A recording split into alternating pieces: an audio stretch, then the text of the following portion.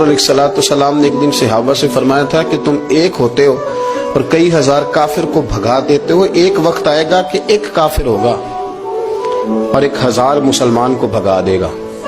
اس بیماری کو خاص توجہ سے سننا اور اس کی وجہ بھی سننا کہ بیماری پھیلتی کیسے، بس اس بات کو کبھی نہ بھولنا، یہ نفع دے گی۔ کہا ایک کافر 1000 مسلمان کو آگے لگا کے بھگائے گا، کیونکہ وہ پاک طیب طاہر دلوں والے لوگ تھے۔ وہ بول پڑے یا رسول اللہ صلی اللہ علیہ وسلم کیوں ایک کافر 1000 مسلمان کو بھگا ڈالے گا؟ کیا وجہ ہوئی، کیا ہو جائے گا؟ 2 جملے میرے نبی کریم نے، اور بات ختم کر دی 2 جملے۔ فرمایا تمہیں وہن ہو جائے گا، وہم نہیں وہن، واو ہا نون، تمہیں وہن ہو جائے گا۔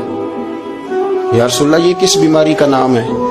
تو اللہ کے رسول علیہ السلام فرمانے لگے اس کا ترجمہ یہ ہے کہ تمہیں دنیا سے پیار ہو جائے گا اور تمہارا مرنے کو دل نہیں کرے گا۔